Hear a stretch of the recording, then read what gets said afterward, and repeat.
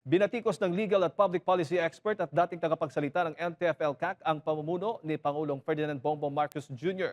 kasunod ng pagtalakay sa umunoy mga isyu ng administrasyon, kabilang ang korupsyon, pamamalakad at pagbaba ng tiwala ng publiko. Narito ang balita ni Prince Tripoli. Sa panayam kay Attorney Frederick Mikhail Spaky Farolan, sinabi nitong hindi umano na ipakita ng Pangulo ang sapat na liderato sa kanyang pamilya at sa pamahalaan. Anya, hindi maaring ihiwalay ang Pangulo sa mga desisyon ng kanyang mga kaalyado at kamag-anak sa gobyerno.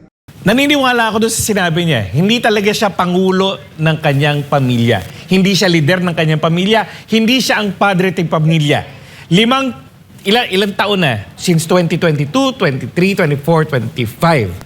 Ngayon, 26 na. 5 taon na. Pinakita niya, pinabayaan niya yung buong pamilya niya na babuyin ng ating pamahalaan. Na babuyin ng ating lipunan. Samantala, sinabi naman ni Dr. Lorraine Maribadoy na huli na umano upang maibalik pa ng Pangulo ang tiwala ng maraming Pilipino. Ayon sa kanya, mas mabigat ang epekto ng mga isyong kinakaharap ng administrasyon kaysa sa mga pahayag ng Pangulo. Ang tingin ko talaga, the whole thing, no, it's really too late, no, for Bongbong Marcos. Tapos na siya. Kasi yan ang ibig sabihin ng negative 27. Bawat bukas ng bibig niya, hindi na naniniwala ang Pilipino. The Filipino people, Bongbong Marcos, have already made up their minds about you, no? You are a liar. Iginiit ni Farolan at Badoy ang kanilang mga puna sa administrasyon. Sa ngayon, wala pang opisyal na tugon ang Malacanang kaugnay ng kanilang mga pahayag. Para sa Diyos at sa Pilipinas kung mahal, Prince Tripoli, SMNA News.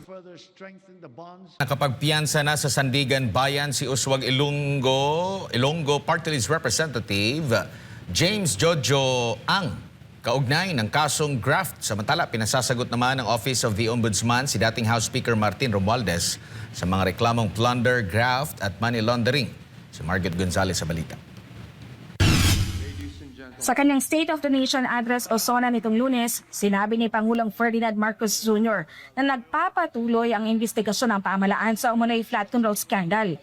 Binanggit din ng Pangulo na ayon sa Office of the Ombudsman, malapit nang maisampa mga kaso laban sa kanyang pinsan na si dating House Speaker Martin Romualdez. Dumating na tayo sa punto na ayon sa Ombudsman ay malapit na ang paghain ng patong-patong na kaso laban sa dating Speaker. Masakit man sa akin ito, ngunit kailangan nating gawin ang tama. Hindi ako Pangulo ng aking pamilya. Hindi ako Pangulo ng aking kaibigan. Agad namang dumipensa si Romualdez at iginiit na wala siyang nilabag na batas at handa raw niya itong patunayan.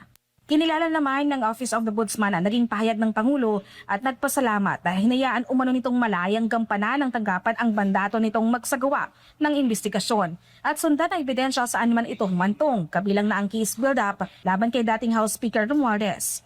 Ayon kay Assistant Ombudsman Mico Clavano, naglabas na ang kanilang preliminary investigation team ng kautusan kay Romualdez at sa iba pang respondents na magsumite ng counter-affidavit kaugnay na mga reklamong plunder, graft at money laundering. Sa oras na matanggap nila ang order, meron silang 15 araw upang magsumite ng kanilang counter-affidavit. Kabilang sa mga aligasyon laban kay Romualdez ang umunoy pagtanggap ng kickback o perang inihatid ng mga dating sundalo. Pero si Senador Rodante Marcoleta na nauna pang nakasuhan kaysa kay Romualdez, negatibo ang naging pahayag sa Pangulo. Isa sa mga pinuna ng Senador ay ang hindi direktang pagbangkit ng Pangulo kay Romualdez bilang dating House Speaker na malapit na umunang pagkasuhan ng Ombudsman. Dapat ba yung malapit ng sampahan, hindi man lang binanggit ang pangalan kung sino yung former speaker. Maraming former speaker.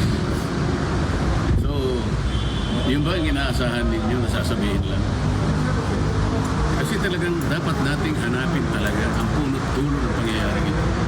Ngayon, kung halimbawa ito'y napakalaging mensahe para sa ating bansa, dapat lang ba ganun lang sila?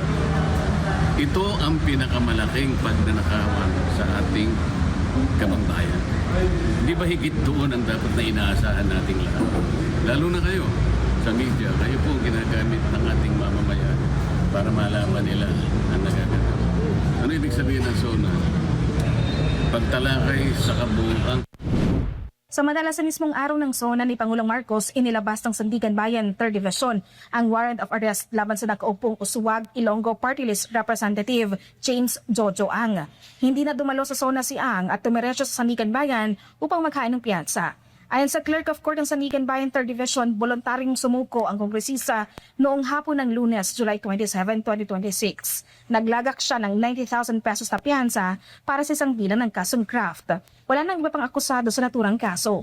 Nag-ugat ng graft case laban kay Ang isang kontrata ng isang korporasyon sa Department of Public Works and Highways o DPWH na nagkakahalaga ng mahigit 5.9 million pesos. Ayon sa reklamo, may 500 shares of stock umano ang kongresista sa naturang korporasyon. Ayon sa ombudsman, labag sa ligang batas ang pagkakaroon ng sinamang miyembro ng Kongreso ng pinansyal na interes sa mga proyekto o kontrata ng pamahalaan. Si Ang kauna-unahong kongresistang nakasuhan sa Sandigan Bayan kaugnay ng flood control scandal. Para sa Nawagan si Pangulong Ferdinand Marcos Jr. sa Kongreso na ipasa at amyendahan ng ilang mahalagang panukalang batas na may kaugnayan sa sistema ng pagbuwis sa pamantayan sa konstruksyon ng mga gusali, waste management at energy industry. Narito ang detalye ni Creseline Catarong. Sa kanyang ikalimang State of the Nation Address o SONA nitong Lunes, hiniling ni Pangulong Ferdinand Marcos Jr. sa Kongreso na amyendahan ang umiiral na tax laws upang higit na mapakinabangan ng middle class at maliliit na negosyo. So to ensure the continued progress of the middle class amidst the lingering effects of the crisis, we will pursue tax relief measures that promote growth, that generate revenue, and advance equity towards socio-economic sustainability. Ayon kay Marcos, isusulong ng pamahalaan ang mga hakbang sa pagbibigay ng tax relief upang mapalago ang ekonomiya, mapataas ang kita ng gobyerno at maisulong ang patas na napapanatiling kaunlaran. Kaya bilang natatanging proteksyon sa kanila at para mas mapakinabangan nila ang pinaghirapan nilang kita, nananawagan ako sa Kongreso upang maipasa ang batas na magbibigay ng bahagyang ginhawa para sa ating bayaring buwis. Nais din ng Pangulo na palawakin ang income tax exemption para sa mga manggagawang kumikita ng hindi higit sa 350,000 piso kada taon, bukod pa sa pagbabawas ng income tax ng iba pang manggagawa. Hiniling din niya ang pag-alis ng minimum corporate income tax para sa maliliit na negosyo, gayon din ang pagbibigay ng tax amnesty sa mga hindi nabayarang income tax, state tax, donor's tax, value-added tax o VAT at mga kaukulang multa. Bukod dito, isinusulong din ng Pangulo ang pag-amyenda sa 25 taong gulang na Ecological Solid Waste Management Act upang maiayon ito sa makabagong sistema ng pamamahala ng basura. Kabilang dito ang paggamit ng waste to energy at iba pang makabagong teknolohiya sa waste treatment. Ayon kay Mr. Marcos, maaaring maging huwaran ang mga programa ng Metropolitan Manila Development Authority o MMDA sa waste recovery, processing at upcycling gaya ng Carmona Sanitary Landfill na isa na ngayong MMDA Nature Park. Nanawagan din siya sa Kongreso na ipasa ang Sariling Kuryente Act upang mapabilis at mapasimple ang paglalagay ng solar panels at battery storage systems sa mga tahanan. Kasabay nito, hiniling din ng Pangulo ang agarang pag-amyenda sa Electric Power Industry Reform Act o EPIRA o Republic Act No. 9136. Partikular ang pagbabawal sa paniningil ng system loss at kaukulang VAT sa mga consumer. Ipinaliwanag niya na hindi dapat ipinapasa sa mga mamimili ang system loss dahil wala silang pananagutan sa pagkawala ng kuryente sa transmission at distribution system. Pinapasa ito sa consumer at kinakarga sa bill na pinapatungan pa ng value-added tax. Hindi naman kasalanan ng consumer kung bakit nagkaroon ng systems loss. Kaya hindi naman tama na kailangan sila pa ang pagbabayarin dito.